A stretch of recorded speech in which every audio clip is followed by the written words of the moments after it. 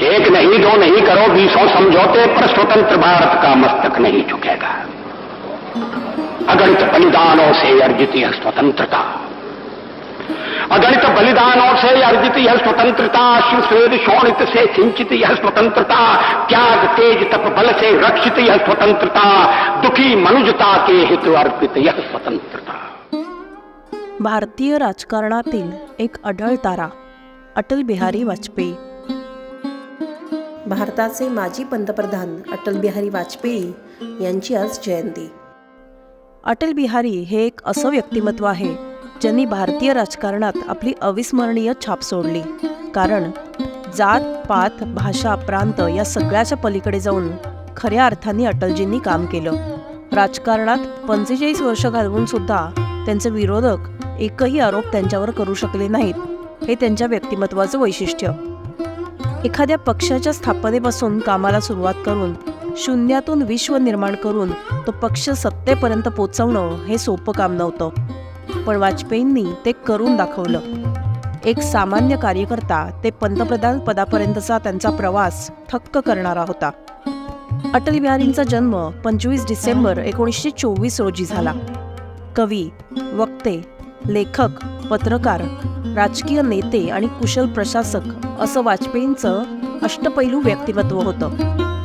स्वातंत्र्योत्तर काळात भारताच्या अंतर्गत आणि परकीय धोरणास आकार देण्यात एक पंतप्रधान म्हणून, परराष्ट्र मंत्री तसंच विविध स्थायी समित्यांचे अध्यक्ष आणि एक विरोधी पक्षनेते अशा विविध भूमिकांमधून त्यांनी नेहमीच समर्थपणे भूमिका बजावली। लहान वयातच अटलजींचा संबंध राष्ट्रीय स्वयंसेवक संघाशी आला।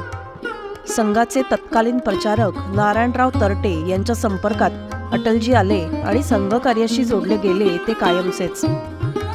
याच संस्कारांचा परिणाम म्हणून ब्रिटिश सत्तेला भारतातून पायउतार करण्यात महत्त्वाच्या ठरलेल्या 1942 मधल्या भारत छोडो चळवळीमध्ये ते सहभागी झाले। या चळवळीमध्ये सहभागी झाल्यामुळे त्यांना अटक झाली।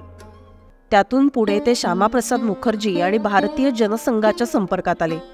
अर्थशास्त्रात पदव्युत्तर शिक्षण घेतल्यानंतर संघ विचारांच्या प्रेरणेतून प्रकाशित होणाऱ्या राष्ट्रधर्म या नियतकालिकात संपादक म्हणून त्यांनी काम करायला सुरुवात केली। 1957 मध्ये वाजपेयी बलरामपूर मतदारसंघातून संसदेवर सर्वप्रथम निवडून आले। तरुणपणातच आपल्या अमोघ वाणीनं आणि अभ्यासपूर्ण भाषण शैलीनं त्यांनी आपला एक वेगळा ठसा उमटवला होता। खुद्द जवाहरलाल नेहरूंनीही वाजपेयी एक दिवस नक्कीच भारताचे पंतप्रधान होतील अशा शब्दात त्यांचा गौरव केला होता। वाजपेयी एकूण 9 वेळेला लोकसभेवर तर 2 वेळेला राज्यसभेवर निवडून आले होते। श्यामाप्रसाद मुखर्जींच्या निधनानंतर अटलजींनी भारतीय जनसंघाची सूत्र हातात घेतली आणि त्याचा देशभर विस्तार केला। तत्कालीन पंतप्रधान इंदिरा गांधी यांनी देशावर लागलेल्या आणीबाणीला अटलजींनी कडाडून विरोध केला। ते स्वतः अनेक महिने तुरुंगात होते। त्यानंतर आलेल्या जनता पार्टीच्या सरकारमध्ये अटलजी परराष्ट्र मंत्री होते। जनता पार्टीचं सरकार पडल्यानंतर त्यांनी लालकृष्ण अडवाणी आणि भैरोसिंग शेखावत यांच्यासह 1980 मध्ये भारतीय जनता पक्ष अर्थात भाजपची स्थापना केली आणि नंतर त्यांनी पक्षाचे पहिले राष्ट्रीय अध्यक्ष म्हणून काम केलं। अवघ्या 3 जणांपासून सुरू झालेला पक्ष 1996च्या निवडणुकीत देशातील सर्वात मोठा राजकीय पक्ष ठरला। मे 1996 मध्ये अटलजींच्या नेतृत्वात सरकार स्थापन झालं, पण ते 13 दिवसच चाललं। 19 मार्च 1998 रोजी ते पंतप्रधान झाले आणि हे सरकार 13 महिने चाललं। मात्र अण्णा द्रमुक पक्षानं पाठिंबा काढून घेतल्यामुळे हे सरकार त्यावेळेस कोसळलं। मात्र संसदेत झालेल्या मतदानाच्या वेळचं अटलजींचं भाषण देशभरात खूप गाजलं।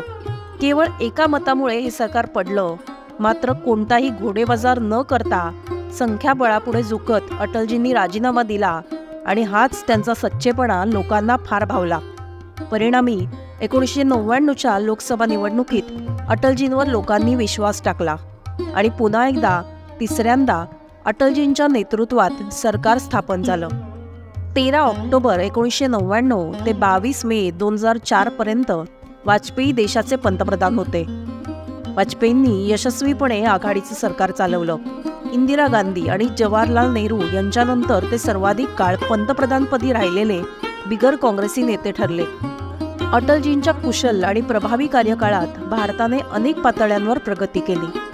वाजपेयी यांच्या नेतृत्वात सरकारने अनेक पायाभूत आणि आर्थिक सुधारणांची सुरुवात केली. खाजगी आणि विदेशी क्षेत्रातील गुंतवणुकींना प्रोत्साहन दिलं आणि संशोधन आणि विकासाला चालना दिली. अटल बिहारी वाजपेयी यांच्या पंतप्रधान पदाच्या कारकिर्दीत देशाचा GDP 6 ते 7% पुढे गेला. औद्योगिक आणि सार्वजनिक पायाभूत सुविधांच्या आधुनिकीकरणामुळे देशाची आंतरराष्ट्रीय प्रतिमा सुधारली. परकीय गुंतवणूक वाढली आणि IT उद्योगाची भरभराट झाली. तसंच नवीन रोजगार निर्मिती, औद्योगिक विस्तार आणि सुधारित कृषी पिके अशा सर्वच क्षेत्रांमध्ये विकास झाला. त्यांच्या सरकारने अमेरिकेबरोबर मैत्रीपूर्ण संबंध प्रस्थापित करून द्विपक्षीय संबंधांना आणखी मजबूत केलं. तसंच अटलजींच्या कार्यकाळात भारत परमाणु शक्ती संपन्न राष्ट्र बनलं. त्यांनी पाकिस्तान समवेतही काश्मीर विवाद सोडवण्याकरता, आपापसातील व्यापार आणि बंधुभाव वाढवण्याकरता अनेक प्रयत्न केले. एकूणच कारगिल युद्ध आणि दहशतवादी हल्ल्यांच्या दरम्यानही अटलजींनी घेतलेले निर्णय, त्यांचं नेतृत्व आणि मुत्सद्देगिरीने सर्वांना प्रभावित केलं. त्यानंतर सततच्या प्रकृती अस्वास्थ्यामुळे वाजपेयींनी डिसेंबर 2005 मध्ये सक्रिय राजकारणातून निवृत्तीची घोषणा केली.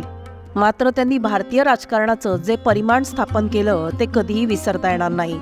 अटल बिहारी वाजपेयी यांचं राष्ट्रावर अतीव प्रेम होतं आणि शिवाय आपल्या पक्षावरही त्यांची निष्ठा होती. हिंदुत्व म्हणजे अटलजी यांचा श्वास होता.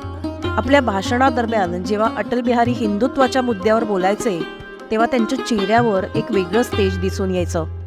1992 मध्ये अटलजींना पद्मविभूषण पुरस्कारानं सन्मानित करण्यात आलं होतं.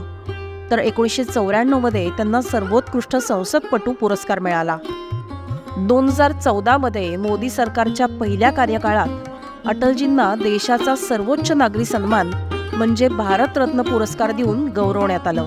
अटल बिहारी वाजपेयी हे जसे संयमी, शांत आणि अभ्यासू राजकारणी होते, तितकेच सर्जनशील कवीही होते. त्यांच्या कविता या नेहमी उमेद जगवणाऱ्या आणि ऊर्जा देणाऱ्या असत. दीर्घ आजाराने दिल्लीच्या एम्स रुग्णालयात अटल बिहारी वाजपेयी यांचं 16 ऑगस्ट 2018 रोजी निधन झालं. अटलजींचं व्यक्तिमत्व हे नेहमीच सगळ्यांसाठी अनुकरणीय ठरलं आणि आदर्श बनलं, जे आजही आहे आणि कायम राहील. श्रद्धेय अटलजींना ऋतम ॲपकडून विनम्र आदरांजली.